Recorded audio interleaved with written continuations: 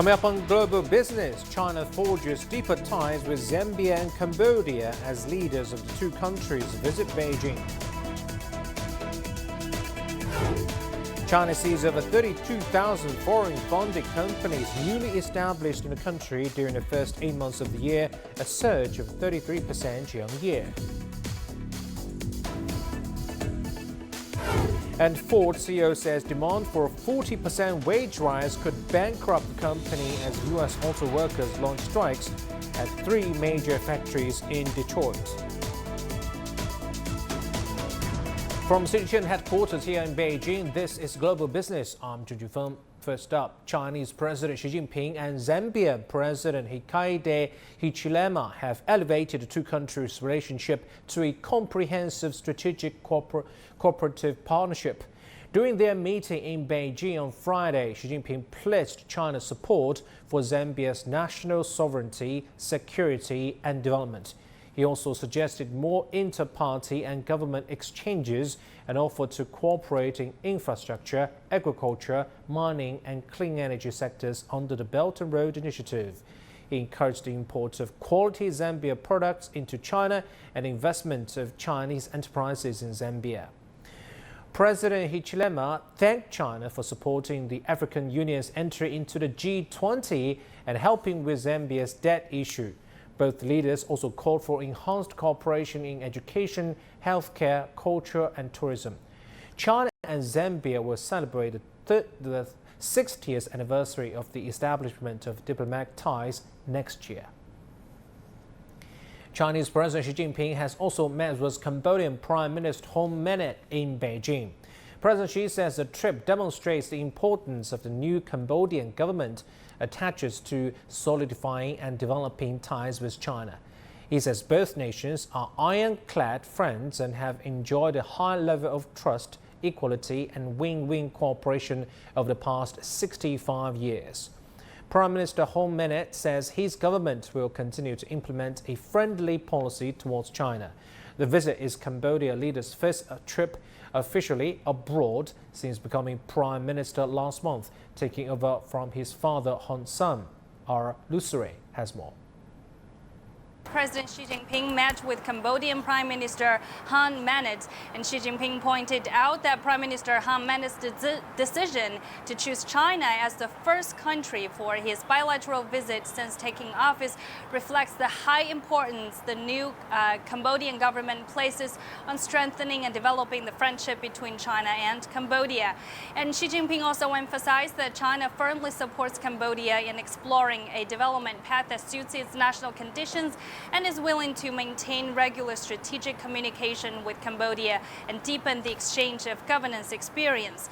And China is willing to conduct law enforcement and security cooperation with Cambodia on a regular basis, continuously combat cross-border crimes such as online gambling and telecommunications fraud.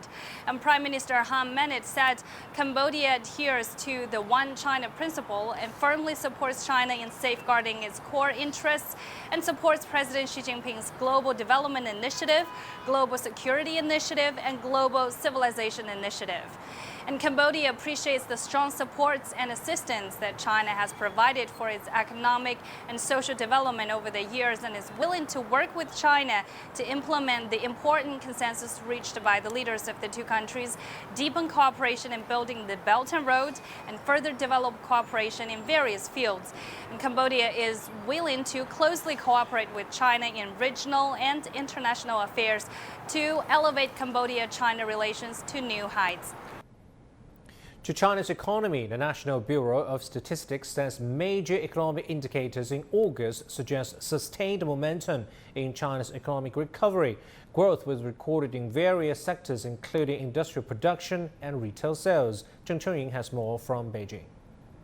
China's industrial production improved in August, expanding 4.5% from a year earlier, up from a 3.7% increase in July. That's according to the country's National Bureau of Statistics on Friday.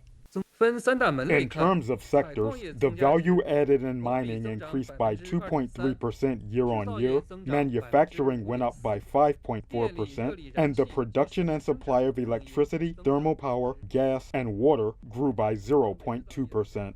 Retail sales, a key metric for domestic consumption, grew 4.6% in August from a year earlier. And consumer inflation also showed signs of recovery in the same period for the first time in more than 2 years, after dropping into negative territory in the previous month.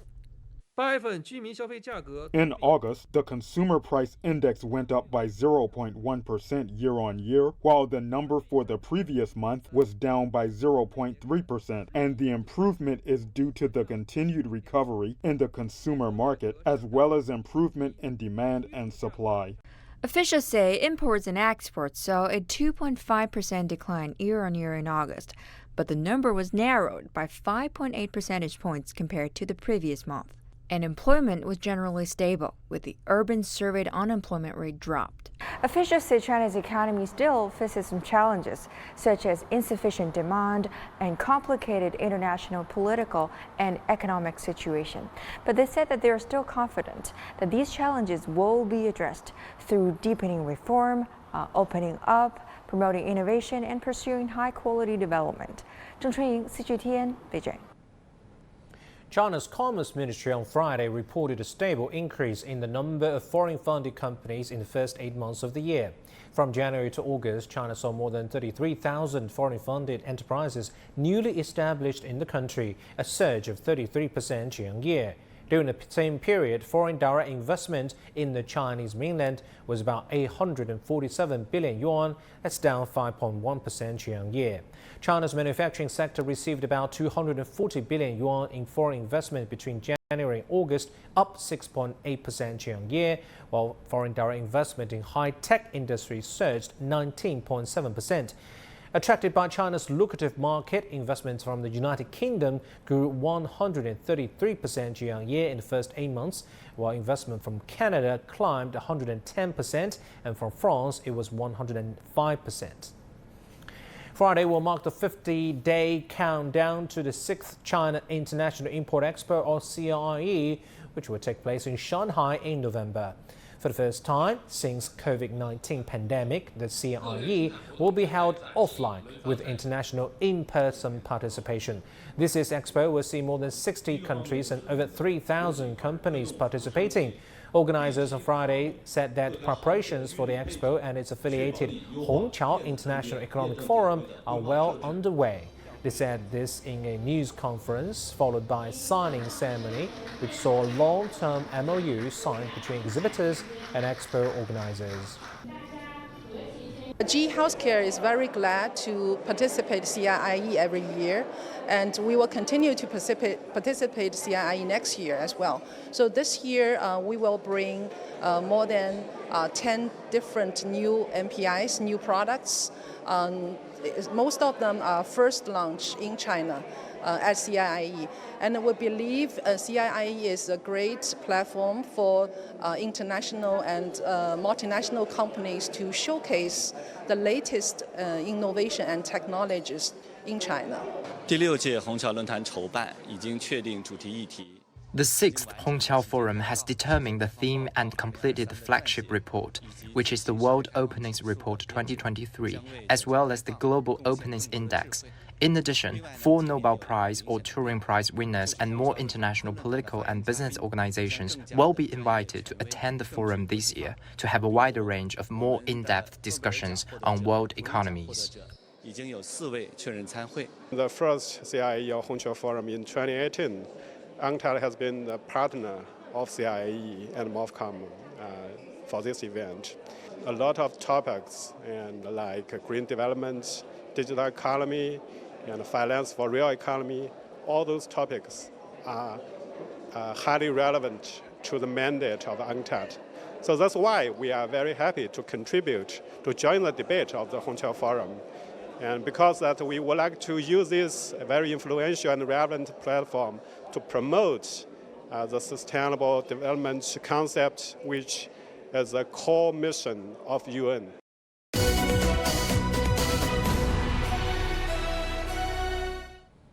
In the United States, about 13,000 auto workers stopped making vehicles and went on strike Friday. This comes after their leaders couldn't bridge a giant gap between union demands in contract talks and what Detroit's big three automakers are willing to pay.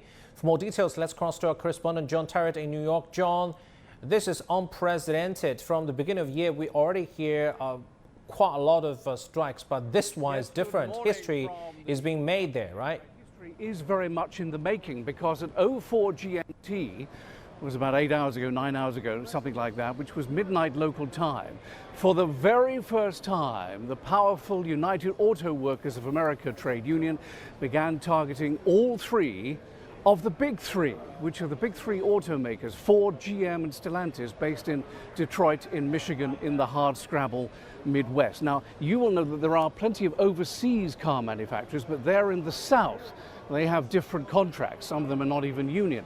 We're talking about what goes on in Detroit, the heart of the traditional U.S. automaking industry. There are now around 10 to 13,000 workers out on strike, and they're out on strike in the states of Missouri, Ohio, and in Wayne, Michigan, and they're targeting SUVs, sports utility vehicles, and pickup trucks. That's trucks with a cabin and a flat bed. Those are rather hard to come by at the moment. They're in short supply, which is why the unions began targeting those plants. Now, the United Auto Workers, a very powerful union, seeking a 40% pay rise over 4 years and a working week of 35 hours. They are nowhere near to coming close to what the companies are offering themselves. Mary Barra, who led GM, General Motors, through the last strike back in 2019, made a last-minute offer within the last 24 hours of 20%, so about less by half, or pretty much half, what the unions are seeking.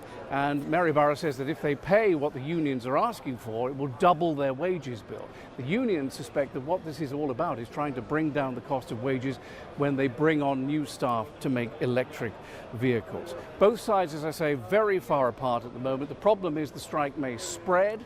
Ford Motor Company says it will hurt not only the pockets of the strikers, but their communities, the Ford bottom line, and the economy of the United States, because there are so many tiers to car making. Right? Factories all over the country that make seats and steering wheels and bend the metal, all of which get shipped to Detroit to be put together. Finally, President Joe Biden in a difficult position. He bills himself as the most pro-union president ever, and yet he's facing election next year, and right now a national car strike, which is probably the last thing that he wants.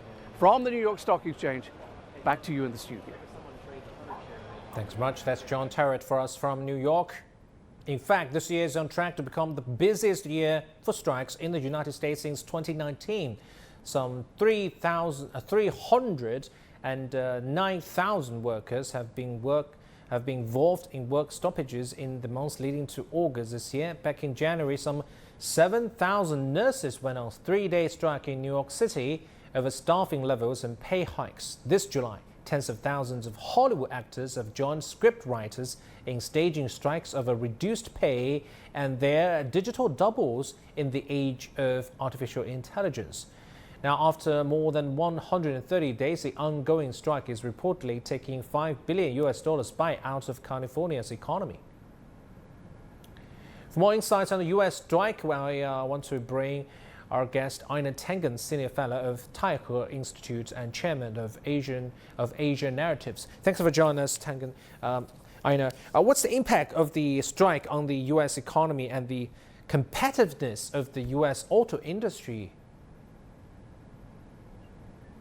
Well, as you already heard, I mean, it will be far-reaching. I mean, it's not just the 250,000 UAW workers who could potentially go on strike against the three major automobile makers. It's all the suppliers that go to them. This would have a tremendous impact on them. In terms of global competitiveness, it's not really that much. The U.S. automobile industry has not been globally competitive for quite some time. It's more of a novelty, but it's much more important within the United States.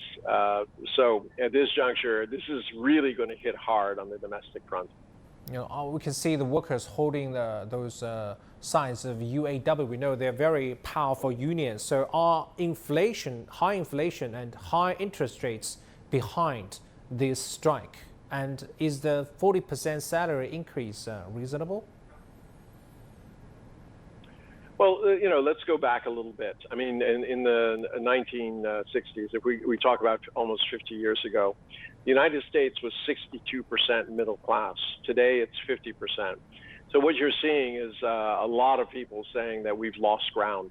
And they have a president, Joe Biden, who says that he's in favor of unions, but 2 out of every 5 union members voted for his opponent, Donald Trump. They've lost, basically they've lost faith in the Democratic Party. So at this juncture, it comes at a terrible time for Joe Biden. But quite frankly, the frustration that people feel when they see the pay packages of the senior executives going up by 40%, they say, what is going on? Why aren't we benefiting? So from earlier this year, we already see, I just read the news, nurses, Hollywood actors, now those factory workers at the big 3 automakers on strike. What are the factors behind the waves of American strikes this year? Well, it's just dissatisfaction. And they keep seeing people at the very top of the pyramid slashing workers, slashing costs, and then getting rewarded for it, while they at the bottom, who are actually doing the work, feel that they are bearing the brunt of this, not only in terms of being dismissed, but also in terms of their pay package. I mean, you've seen, obviously you were alluding to the fact that inflation is eating away at American, the American dream. Over 66% of the people live paycheck to paycheck. 40% of the people don't have $400, literally $400 in savings that they could use in case of an emergency. So, America is not exactly what it seems. I mean, everyone talks about the GDP average, per person. It's $76,000 or way over $75,000. But that's not equally shared, and the costs of living are quite different. So, people are coming to terms with the fact that they don't see the reality of what is being talked about within the United States by politicians. And thanks for providing those insights. I've been to America a few times, and I have no idea. I was not aware of those realities that you just mentioned. Thanks for the insights. Anna Tangen for us. He's Senior Fellow of Taikoo Institute and Chairman of Asia Narratives.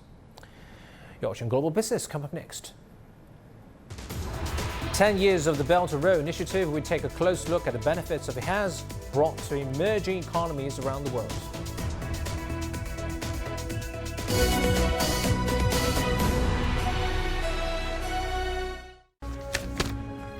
We're stepping out of the studio to take you on a brand new journey along the Belt and Road. We travel to over 20 countries on 5 continents. Follow our cameras to all the interesting places, major cities, remote corners. And so many more, we document not only massive infrastructures, but also cultural links that bound the community with a shared future. We invite you on the new Silk Road as we mark 10 years of the Belt and Road Initiative.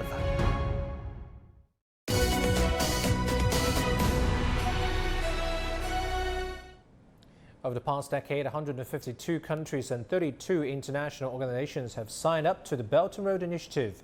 As the initiative hits its 10-year mark, CGTN's reporters have traveled to 22 Belt and Road countries across Asia, Africa, Europe, and Latin America to uncover stories of collaboration, transformation, and people-to-people exchanges.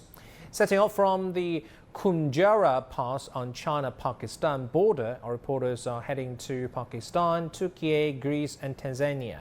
We join Yang Chengxi in Turkey to check out the country's fastest subway built by a Chinese-Turkish company. This is Istanbul Airport, one of the world's busiest terminals, with about 200 million passengers per year. However, when travelers step out of the building and hit the bustling streets of this metropolis, it could take them up to an hour and a half to reach the city center. In January this year, a brand new airport metro line was opened, reducing the travel time to just 24 minutes. Wei Gongyi is the service center chief of this line. This is the first phase of the airport line, with a total length of 34 kilometers. Operation began on January 22nd of this year. All the trains on this line are provided by our company, CRRC Zhuzhou Locomotive.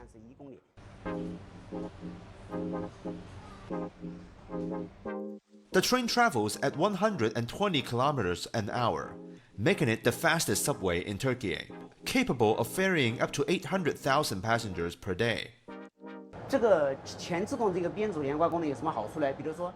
Our current train configuration consists of 4 cars, but they're designed to be flexible and can be coupled together to form longer trains if needed.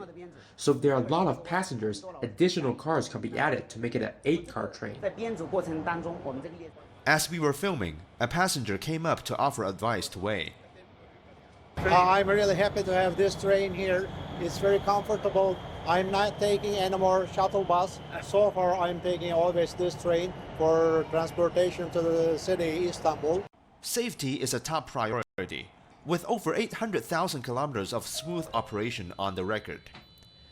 The last time a safety concern was triggered was during a major earthquake in southeast Turkey in February. Within 15 minutes, we mobilized our on-site team to conduct an inspection of the vehicles. After careful examination, it was determined that the trains were indeed safe. We were only relieved then.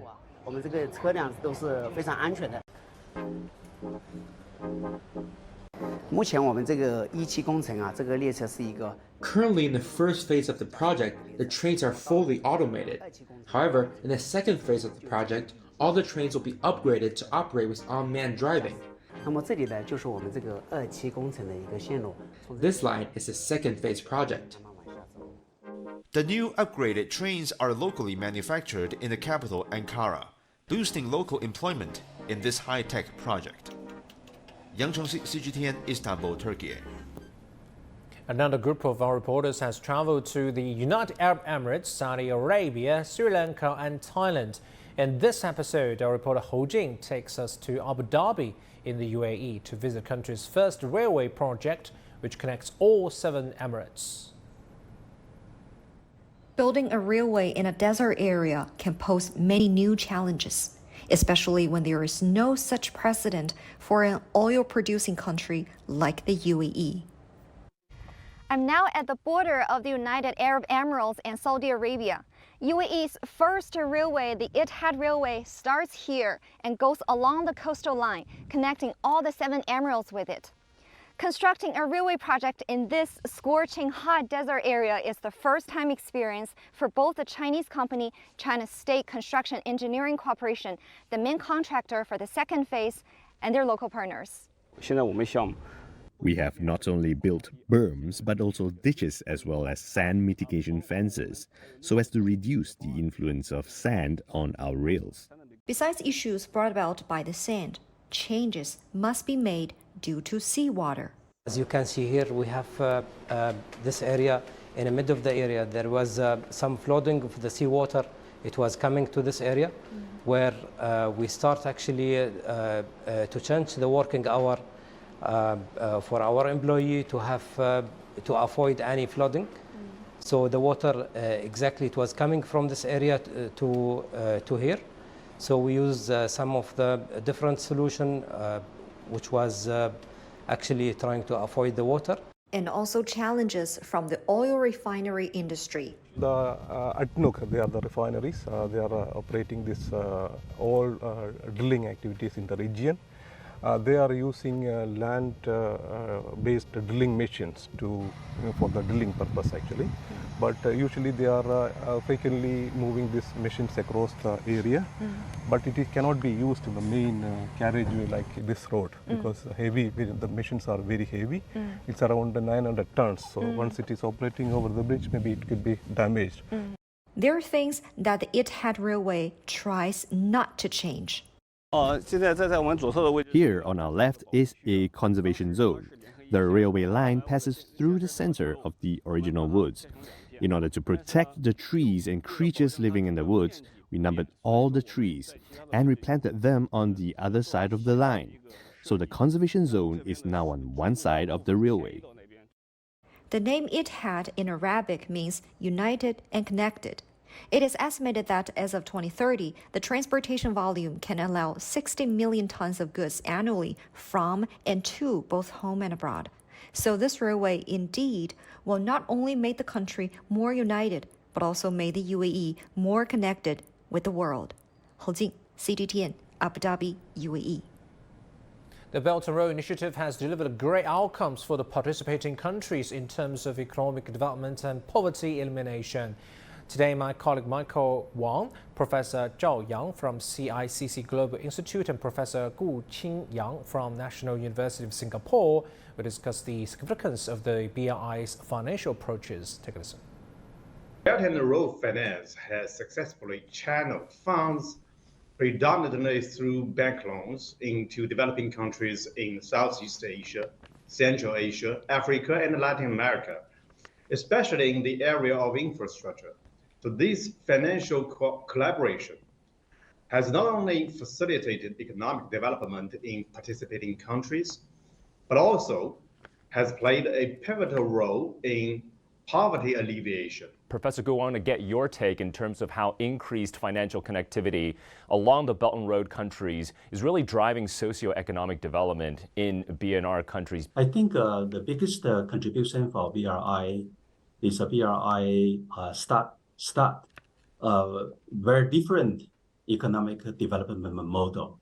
So in the past, I think many countries rely on the so-called economic globalization. But right now, the BRI started a very different circulation dimension or direction. Now it's a horizontal from the west to the east. So this is a developing country to another developing country. So this kind of a new dimension of globalization is a very big contribution to the participant countries. For example, for the poverty reduction, and for the industrial upgrading, and also create job. I think infrastructure project is more inclusive compared with in the past. Right now, the infrastructure can benefit ordinary workers. They have a job, their income increased. So this is a very important contribution to the global south, especially the participant countries. Dr. Zhao, I want to come back to you because CICC notes that BRI financing, it occupies a very distinct space. Elaborate on that for our audience a little bit more in terms of this uniqueness. A key characteristic of BRI finance is to promote mutual development and shared prosperity, fostering amicable relationships among participating countries. This makes BRI finance go beyond the pursuit of pure economic gains and commercial thoughts, showing features of development finance. So BRI finance emphasizes market-oriented financing operations. But compared with financial aid, it has greater potential to improve the profitability and long-term financial sustainability of relevant projects. Therefore, BRI finance approach offers a balanced and more sustainable solution. With that, we'll wrap up this edition of Global Business on CGTN. I'm Juju Feng. Thanks for watching. CGTN continues with more news and views. Stay with us.